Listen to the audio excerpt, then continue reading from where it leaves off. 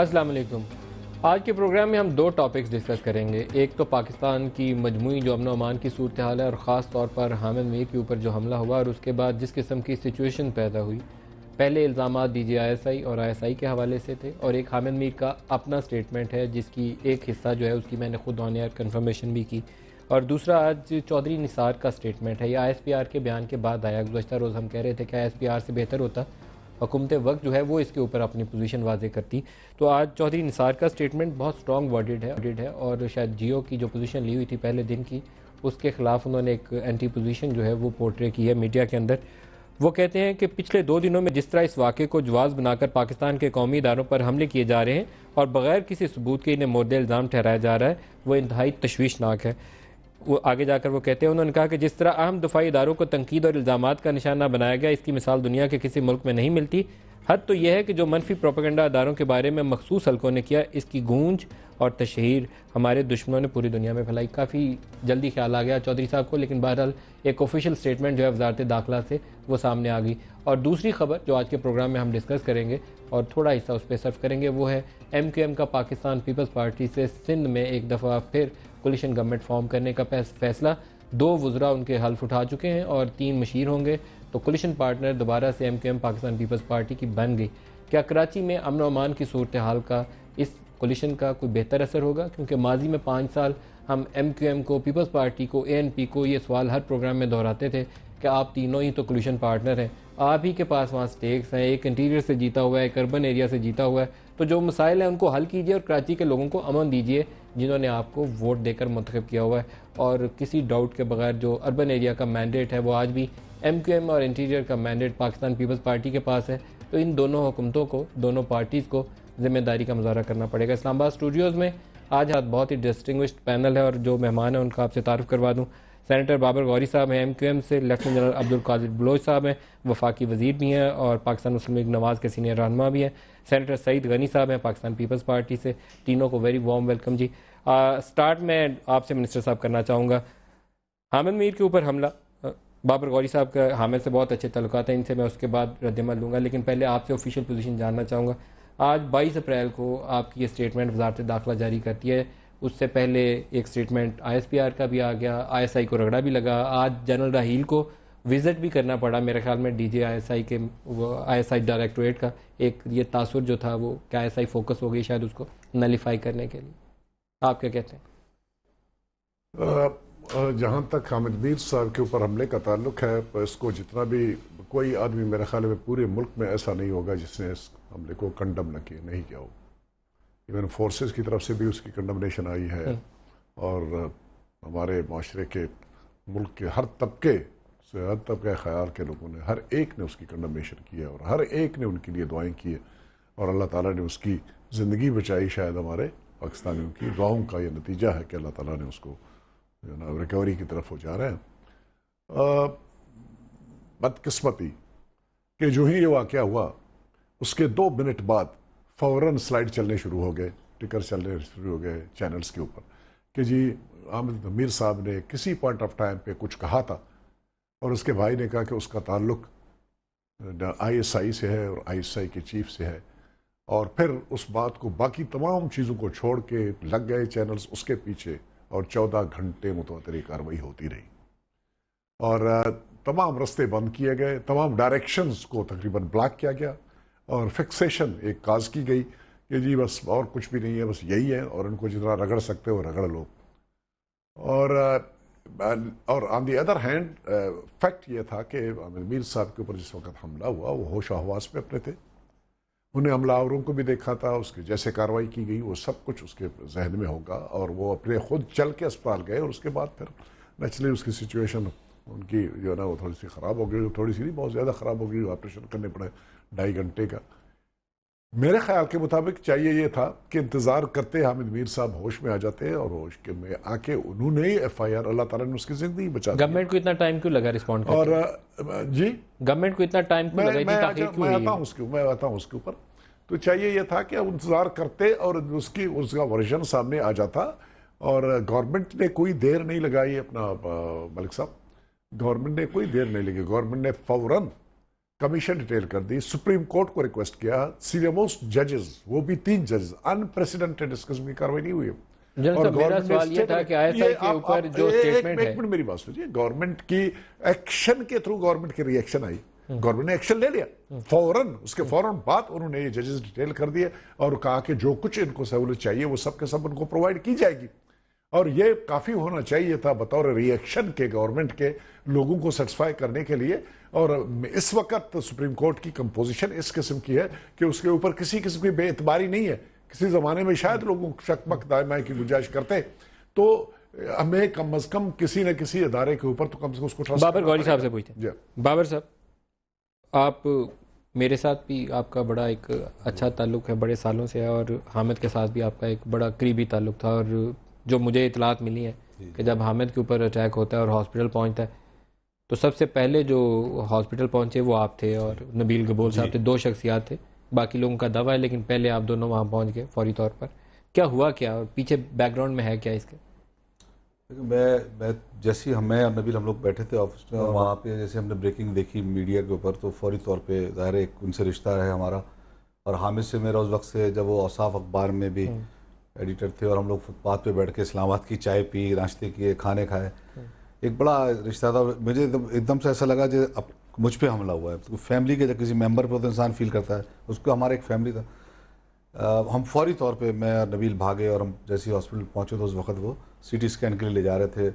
और हामिद ने कुछ कहा आपसे, कुछ लफ्ज़ बोले? कह नहीं सके। वो उनकी सबसे हमें तसल्ली ये हुई कि एक तो वो कॉशियस थे, थोड़ा होश में थे, और आंखें उनकी बंद थी, उनके वो ऑक्सीजन लगी हुई थी, उनको वो ले जा रहे थे। हमने उनका हाथ पकड़ा, नबील ने जब हाथ पकड़ा तो उन्होंने आँख भी खोली, और आंखों से उन्होंने यूँ किया जैसे तकलीफ़ में है वो। उसके बाद उनको सीटी स्कैन किया, फिर वो ऑपरेशन थिएटर में डॉक्टर से पूछा, उन्होंने कहा नहीं इंशाल्लाह ख़तरे से बाहर है। हमें सबसे ज़्यादा फिक्र ये थी कि अल्लाह ताला उसकी जान बचाए। लेकिन उसके बाद फिर ऑपरेशन भी अल्हम्दुलिल्लाह खैरियत से हो गया। जो बात आप कर रहे हैं कि हामिद को जो ख़तरात थे, नो डाउट वो कई दफ़ा कह भी चुके थे, और बहुत से साफ़ियों के साथ भी इस किस्म के वाक़यात हुए, और उन्होंने आगाह भी किया अपने उसमें। लेकिन उस केस को बिगाड़ दिया गया। वो केस असल जो डायरेक्शन थी, जो अभी कादिर साहब ने कही कि वो अलग चले, और हम शुरू से ये कहते रहे। अच्छा, हुआ क्या? मैं यहाँ एक साहब से सवाल कर लूँ, क्योंकि एक मौके के ऊपर मैं उसका, क्योंकि आईनी शायद मैंने अपने कानों से सुनी हुई है, तो हामिद पे जब हमला हुआ तो मुझे लगा कि एज ए विटनेस, गवाही की हैसियत से मुझे उसका वो बयान दोहराना चाहिए कि उसने मुझे क्या बोला था।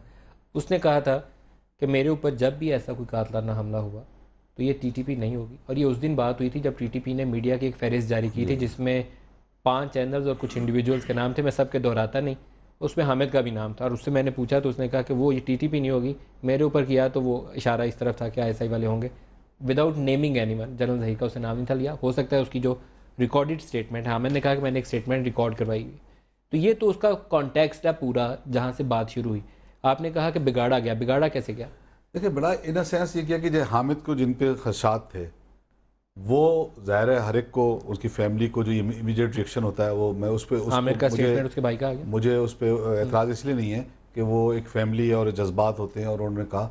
लेकिन जिस तरह मीडिया के अंदर ख़ास तौर पे एक मीडिया में उन्होंने जिस तरह फ़ोटो चला के, और वो 12-14 घंटे DGI की, उसमें ऐसा लगा कि एक आम आदमी भी समझा कि वाकई में ये इन्होंने किया है। मतलब ये आम तासुर, मतलब DGI जो है ना, वो लगा ऐसे कि ये बंदा है जिसने जाके गोली चलाई, ये जो बंदा गोली चलाई। अच्छा, ये उससे तासुर पैदा। हाँ, उसमें क्या हुआ कि अगर उसके केस में ज़ाहिर एक एविडेंस थी, और वो जब तहक़ीक़ात होती तो वन ऑफ द एविडेंस ये भी आ जाती कि भाई इनको खदशा जो इस तरफ है, FIR जो अब तक नहीं कटी, वो इन्वेस्टिगेशन का एक हिस्सा था, एक हिस्सा बनना चाहिए था, और इन्वेस्टिगेशन होती है उसमें कोई रुकावट किसी को भी नहीं बनना चाहिए था। उसका एडवांटेज दिया फिर हमारे दुश्मनों ने। वो इंडिया में आपने देखा पूरा सारा मीडिया शुरू हो गया, फिर दीगर ममालिक के अंदर पूरा दुनिया में छपा, सारी दुनिया में छप भी गया, और वो मीडिया में भी चलना शुरू हो गया, फोटो चलनी शुरू हो गई।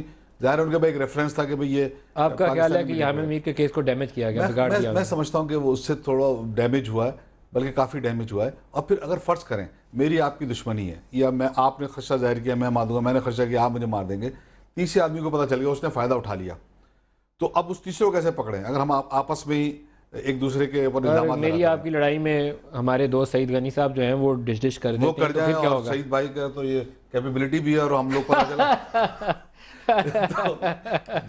लाइटर साइड में कह रहा हूँ। तो उसमें उसके अंदर क्या होगा कि वो तीसरी फोर्स जो है जो उसको कौन बात डालेगा, उसको बात करे, और फिर फौरी तौर पे जो जनरल साहब की बात है कि फौरन कुछ ही लम्हों या मिनटों या आप बल्ले घंटा भी नहीं होगा, कुछ ही देर बाद मिनटों में वो ये खबर शुरू हो गई कि ISI नहीं किया। तो इवन जो बच्चे थे मेरे पास, बाबा ये इन्होंने किया, इसका मतलब है कि उन्होंने खबर को लिया। ये सवाल में सवाल किसी और एंगल को सामने डिस्कशन और हम शुरू से नहीं किया। नदीम भाई, हम शुरू से ये कहते हैं कि कोई भी वाकया हो इमीडिएटली किसी पे इल्जाम नहीं लगाना चाहिए, ये बड़ा गलत होता है।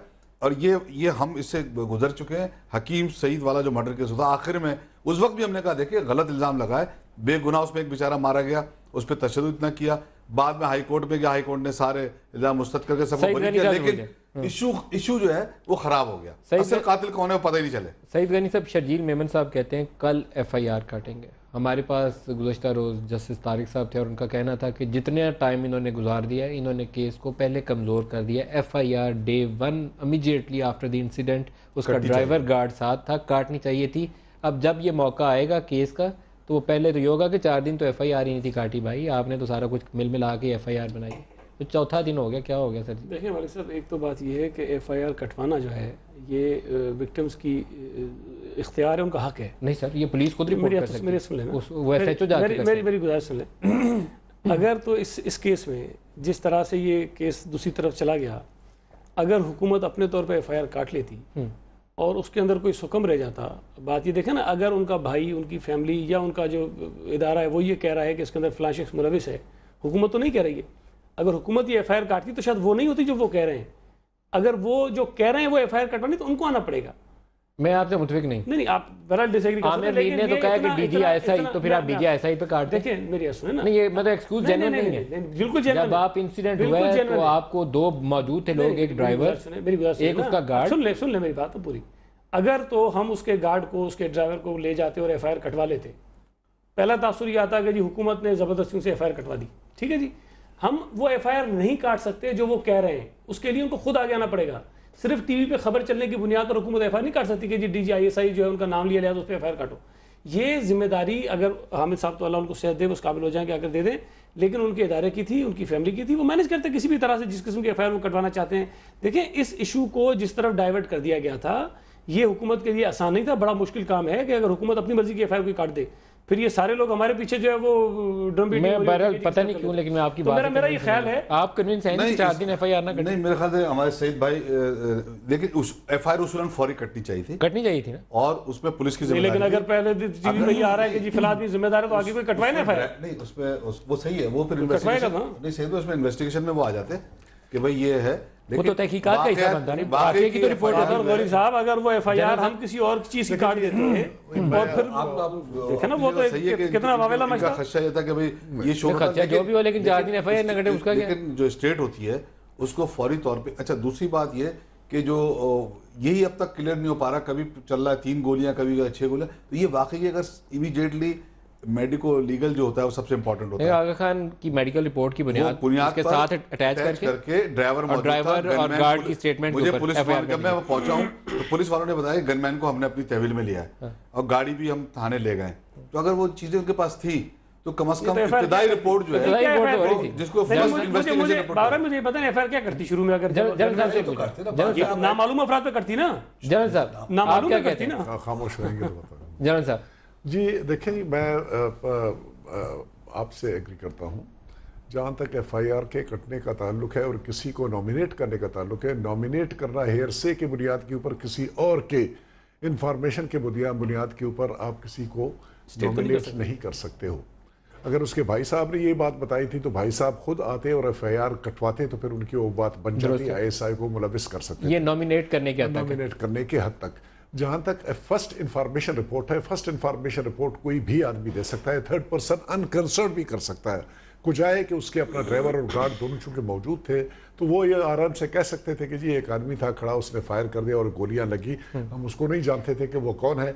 या हामिद मीर साहब से उस वक्त उन्होंने सुन चुके होते कि जब हामिद मीर अगर ये कह चुका होता उनको कि ये फायर करने वाले फलान है, तो वो बात भी वो जिक्र कर सकते। मैं एक ब्रेक ले लूँ, मैं इस नुकते की तरफ वापस आता हूँ, आप ही की तरफ वापस आता हूँ, क्योंकि 2 इशूज़ हुए हैं। एक तो जिस तरीके से चैनल ने पोर्ट्रे किया उस वाक़े को, और दूसरा मैं जिस इस पे तरीके बात से करना FIR का इशू जो है वो हैंडल किया गया, तो दो चीज़ें हैं जिसने केस को वीकन करने में अभी तक कंट्रीब्यूट कर दिया है। मैं ब्रेक ले लूँ, मैं इस इशू की तरफ जनरल साहब से भी चाहूँगा रोशनी डालने और बाबरबाज साहब से भी और आपसे भी। एक ब्रेक ले लेंगे, हमारे साथ रहिए।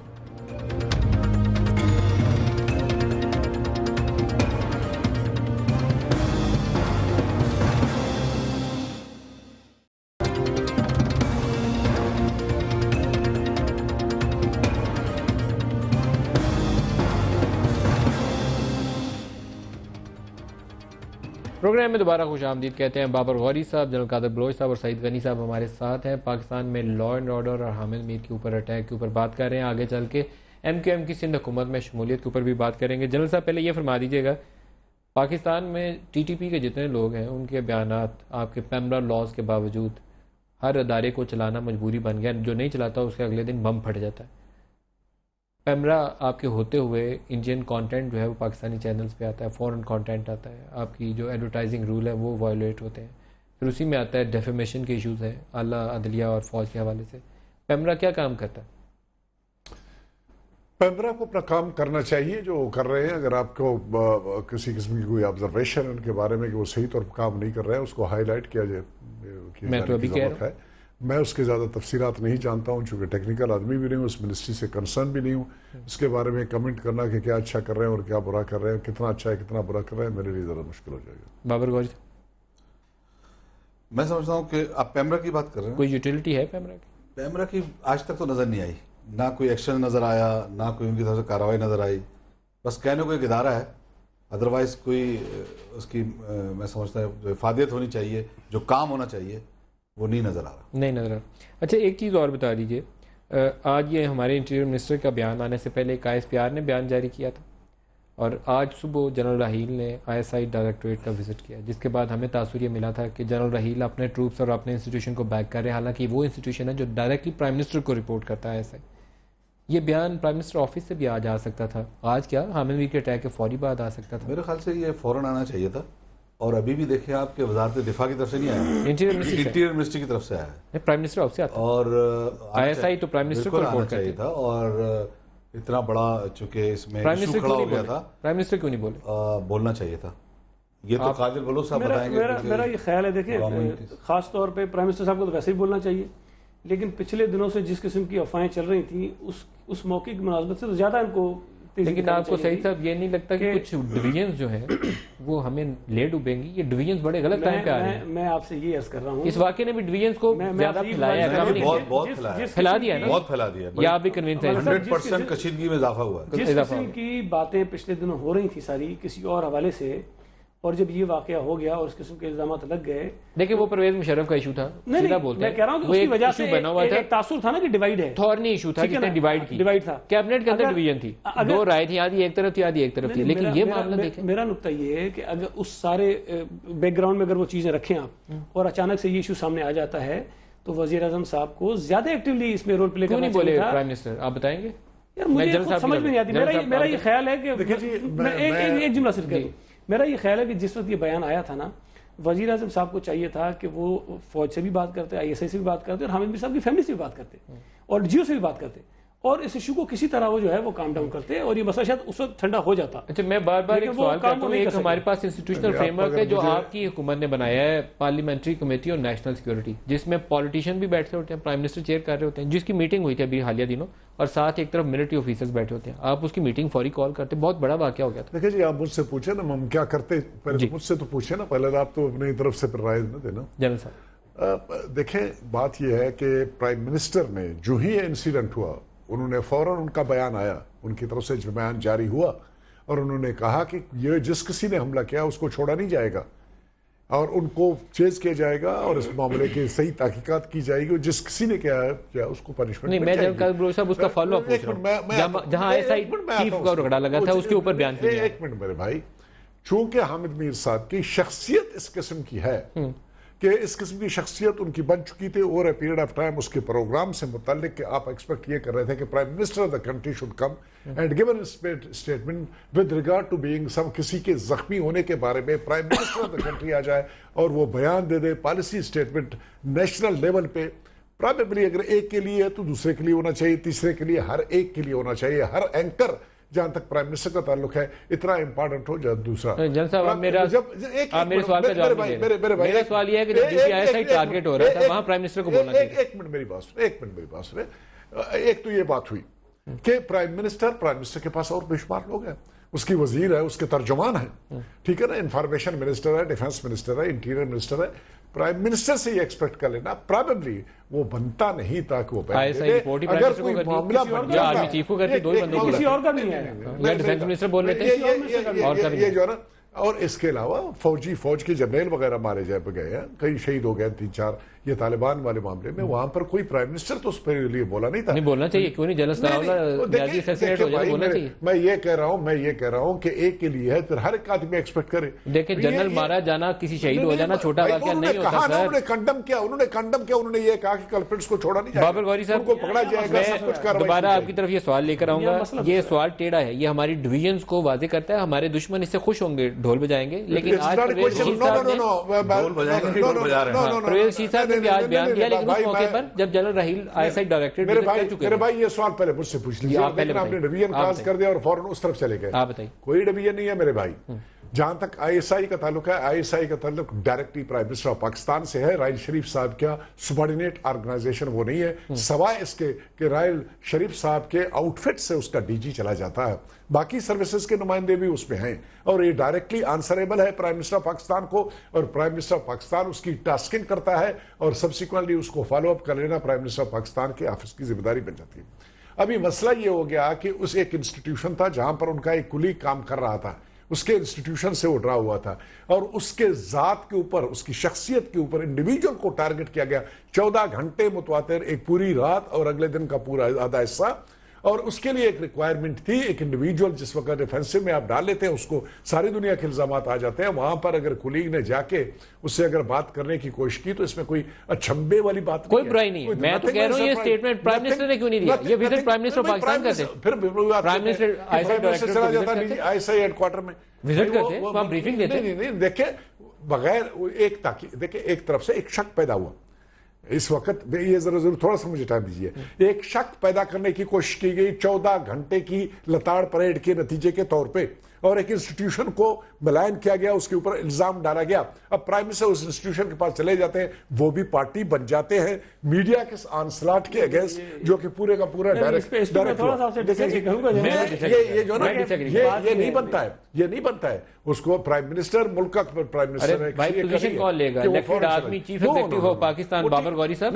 बयान मुंतखब इसलिए किया, चीफ एग्जीक्यूटिव बनाया इसलिए कि ही इज द वन जो पाकिस्तान का निजाम चलाएगा, तो उसे तो पोजीशन लेनी पड़ेगी। मेरे ख्याल से लेनी चाहिए थी। और खुद कादिर साहब कह रहे हैं कि he is the boss of that organization, तो उनको फौरी तौर पे इस पे अपना बयान देना चाहिए था। मीटिंग कॉल करते, सारे लोगों को बुला लेते। ये बड़ा अहम इशू था। और आप तो कह रहे हैं ढोल पीटेंगे, नहीं, पीट रहे थे, और सारा इंटरनेशनल मीडिया, अब तो सारे चैनल आपके केबल्स पे आ रहे होते हैं, आप देख सकते हैं दुनिया में क्या इसका वो हुआ है। और मैं ये समझता हूँ कि थोड़ा डिले हुआ है। ये चले इंटीरियर मिनिस्ट्री का आया और प्राइम मिनिस्टर साहब ने एक अच्छा काम किया कि वो गए और एक उनकी आदत की उन्होंने हामिद मीर की। ISI वैसे इंटीरियर मिनिस्ट्री के अंडर आती नहीं है, और मेरे लिए अजीब सा है बात, लेकिन prime minister secretariat, prime minister office ISI नहीं है, लैंड आर्डर से रिलेटेड मसला हो गया। लैंड आर्डर से रिलेटेड मसला है, ये उस उधर इंटीरियर मिनिस्ट्री के खाते में आ जाए। मैंने आपको पहले भी कहा था, लेकिन इससे फिर ये साबित होगा कि उस इंस्टीट्यूशन के डिफेंस में अभी तक ऑफिशियल वर्जन नहीं है। अगर यही बात मान लें तो फिर उस इंस्टीट्यूशन के डिफेंस में ऑफिशियल पोजीशन नहीं है। और देखिए ये इसमें जो चीज सही क्रिएट हो गई कह रहे हैं, जो इनकी बात से थोड़ा सा मुझे इसलिए इख्तलाफ हो रहा है कि इन्होंने कहा कि ऐसे तो बहुत सारे लोग हैं, हर एक के लिए नहीं, लेकिन यहाँ पोजीशन बड़ी डिफरेंट हो गई थी। सूरत हाल जो है वो ये हो गई, बड़ा हम आदमी है, बड़ा नोन आदमी है, दुनिया जानती है। हाँ, तो चले गए थे उनको कुर्सी करने के लिए, वो गए थे, प्राइम मिनिस्टर पाकिस्तान खुद गए थे उसको पूछे। मैं गुजारिश ये करूँ, हामिद मीर साहब पर हमला होना ये एक संगीन वाकया था, एक बहुत बड़ा वाकया था, ठीक है जी। उसके बाद जब ISI के ऊपर इल्जाम लग गया तो इसने उसकी संगीनी में मजीद इजाफा कर दिया। किसको ऑफिशियल पोजीशन लेनी चाहिए? ठीक है ना। अब सवाल ये नहीं पैदा हो रहा कि जी कौन आयादत पे गया, कौन नहीं गया। पूरा मुल्क दुआ कर रहा था हामिद साहब के लिए, खुदा ना खास्ता कोई ये नहीं कह रहा था कि अच्छा हुआ। हर आदमी ने अफसोस का इजहार किया, हर आदमी ने दुआ की, और इस पे कोई डिवीजन नहीं था। ऑफिशियल नैरेटिव का जिस वक्त ISI की बात आ गई तो वहां उस वक्त थोड़ा सा डिवाइड आपको नजर आया और कुछ लोग इधर कुछ लोग इधर हो गए।